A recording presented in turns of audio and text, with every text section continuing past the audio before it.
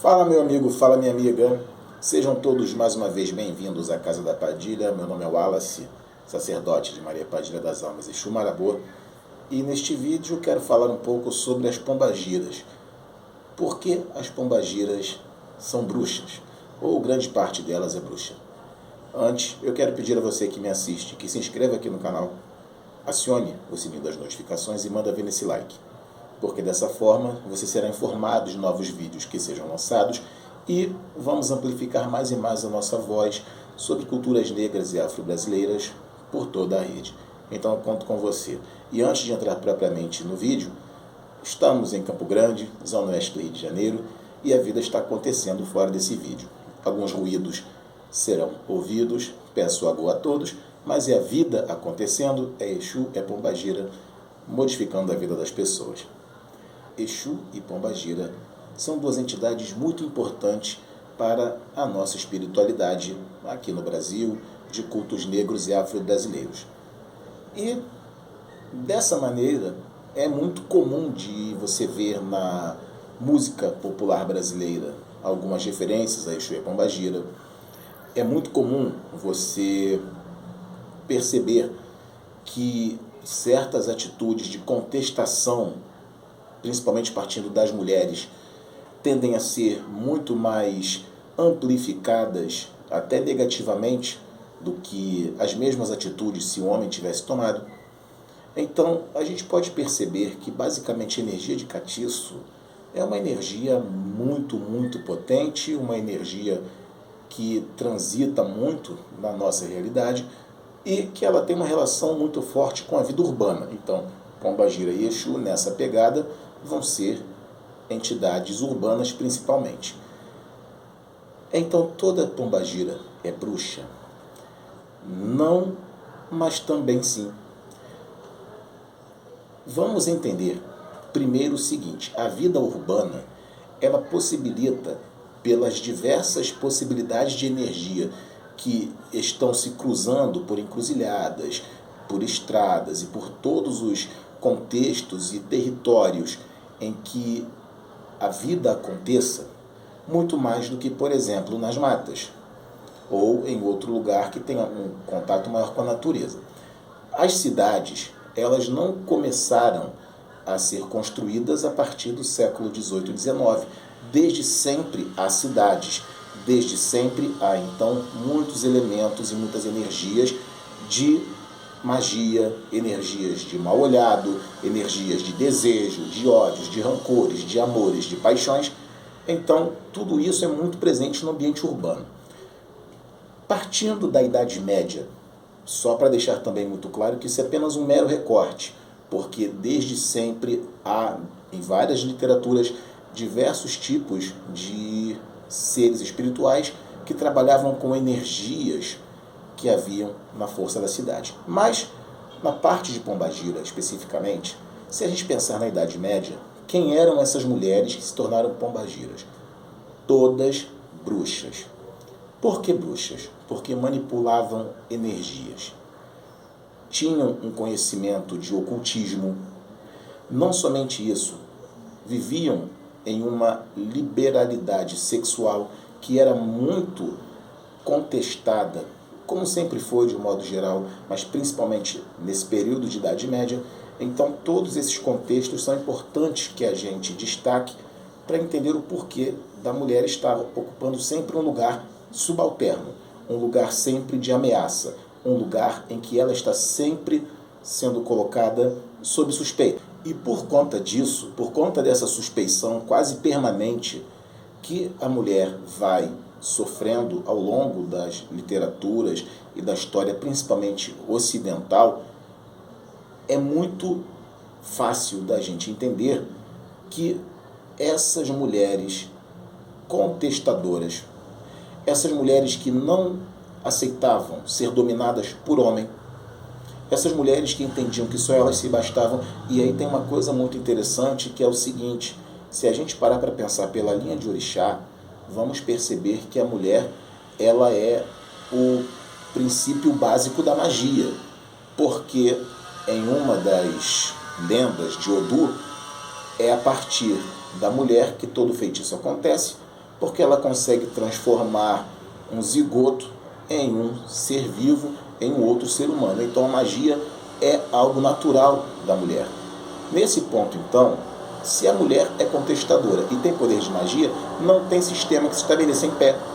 Se essa mulher consegue ter a força necessária. Dessa forma, então, não há sistema que permaneça estável no momento em que a mulher consegue ser dona e senhora de todos os seus desejos, de todas as suas atitudes, dos seus pensamentos e de tudo aquilo que ela mais desejar. E mulher ocupa o espaço que ela quiser na sociedade.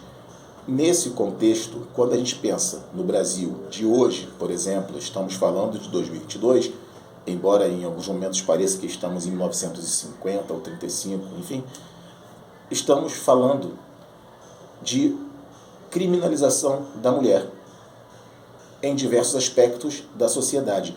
Isso, na Idade Média, foi algo extremamente forte, a ponto de que uma mulher como essa obrigatoriamente seria uma adoradora do diabo. Se a gente entender que diabolo, no contexto grego, significaria separação, obviamente então as mulheres seriam diabólicas, como todo mundo que não seguisse uma linha judaico-cristã ou católica também seria diabólico e deveria ser exterminado dessa forma então. Por isso, não sem razão, muitas dessas mulheres foram parar na fogueira. E ao chegarem nesse lugar, foram justamente julgadas, condenadas e executadas pelo mesmo grupo político de poderio econômico, político e religioso que se impunha para todas as situações. Então, nesse contexto, o que a gente pode perceber? Que a mulher, nessa situação, não teria muito como sair desse lugar sem que fosse com a perda da própria vida. Apenas através da morte haveria o expurgo dos pecados. E uma mulher que, por exemplo, não aceitasse uma submissão ao marido, deveria ser executada muitas das vezes. Isso acontece muito tempo na nossa história da nossa querida humanidade. Então, a gente pode perceber o seguinte: quem de fato está julgando as mulheres? Quem de fato está dizendo que uma mulher que trabalha com ocultismo é necessariamente uma bruxa? Quem está dizendo que uma mulher como essa é um problema para a sociedade? Justamente quem julga essa mulher dentro de uma cultura patriarcal. E a maior cultura patriarcal que se tem, pelo menos dentro do contexto histórico, é a cultura ocidental. Pela sua influência judaico-cristã, a mulher está sempre muito presa, muito submissa, sem capacidade de ação, e justamente no momento em que haja uma opressão, há também momentos de resistência. E quando falamos de resistência, estamos falando de resistir àquilo que te impede de ser quem você é. Então, muitas dessas mulheres preferiram a morte na fogueira do que negar o que elas eram. Uma pessoa ser simplesmente canhota era motivo para que esta pessoa, de alguma forma, fosse considerada como do demônio. Isso é um pensamento católico, judaico, cristão, medieval. Dentro desse contexto em que diversas mulheres perderam a vida, em que diversas mulheres foram executadas, obviamente não aceitaram a morte. Por não terem aceitado a morte, se nós pensarmos então com a cabeça de hoje, entendendo que a humanidade muda de linguagens, mas nem sempre muda de atitudes, vamos poder perceber que essas mulheres de alguma forma viraram quiumbas. De alguma forma, essas mulheres viraram espíritos que estão absolutamente irritados por terem perdido a vida da maneira como foi, com um mundo que é injusto, com uma sociedade que foi injusta com elas. Daí, dentro desse contexto de espiritualidade, de evolução espiritual, elas vão se tornando pombagiras, trabalhando muito em cima dos elementos que elas já movimentavam quando em vida e muitos mais depois de terem desencarnado, de terem falecido. Essas pombagiras, então, têm o poder da bruxaria, porque pela bruxaria que elas praticavam, que era o simples fato de manipular elementos energéticos, foram executadas. Nessa organização, e aí a gente vai pensar em cada linha religiosa que vai seguir com isso. Vamos ter linhas de trabalho em algumas religiões, em outras vamos ter tudo como se fosse uma coisa só, mas não é bem essa a nossa pegada, não. O que a gente está querendo trazer é a importância física, a importância cultural, a importância magística e principalmente a liderança espiritual dessas grandes entidades, que depois de terem se tornado como pombagiras, de terem alçado esse grau de evolução espiritual, são grandes mestras, orientadoras e impulsionadoras do desejo. Rubens Saraceni vai até um pouco além disso. Não sei bem se eu concordo, se eu discordo, mas acho interessante a fala dele, que é com relação a que pombagira seria também um orixá, e o orixá que impulsiona o desejo, o orixá que dá o impulso da vontade, que está no silêncio e que traz a fala junto com Exu Mirim, para que a partir daí as coisas vão se modificando. É mais ou menos por aí que ele aponta, e é muito interessante esse pensamento, mas não estou falando de Rubens Saraceni, e sim trazendo junto a mim essa importante visão sobre o papel da pombagira, ele colocando pombagira como orixá, e as pombagiras que vêm depois, e é nisso que a Casa da Padilha traz junto, como grandes lideranças espirituais, como grandes mestras de magia que morreram em nome da prática da magia, contestando uma fé que era uma fé principal, patriarcal, e uma fé que eliminava da mulher a possibilidade de ser o que ela quisesse ser, que não fosse aquilo que a sociedade colocasse para ela.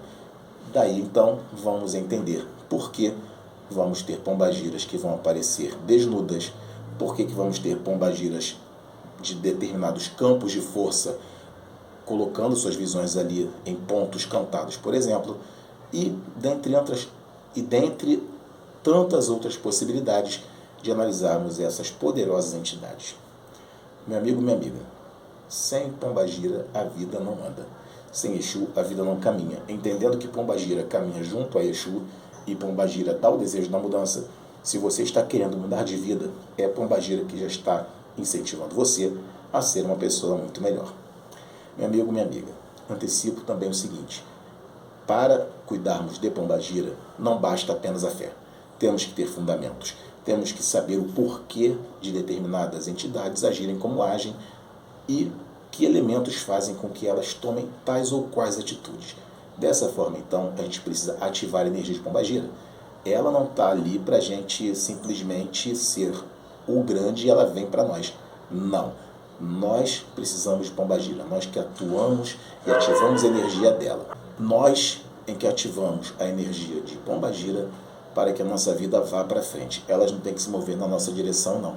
Nós nos movemos na direção dela. Se fazemos isso da maneira correta, cada uma dessas pombagiras tem muito a nos ajudar materialmente, emocionalmente, em todas as áreas da nossa vida. Então, meu irmão, minha irmã, se você que está me assistindo não sabe quem é o teu Exu, não sabe quem é a tua pombagira, entre em contato com a Casa da Padilha no telefone que está aparecendo aqui na sua tela e agende um jogo de búzios conosco. O jogo não é barato, o jogo também não é caro, é um jogo no valor justo para que possamos entender melhor a tua espiritualidade. Nesse jogo você participa, você marca o jogo com a minha equipe, eu jogo para você por chamada de vídeo em tempo real e vamos dessa maneira entendendo melhor o que acontece com a tua vida espiritual e como esta vida pode ser melhor no contato com Exu e com pombagira. Siga a Casa da Padilha nas redes sociais. Um grande beijo a todos. Fiquem com Deus. Axé da Maria Padilha e deixe um laroê para a tua moça bonita aqui nos comentários. Até a próxima.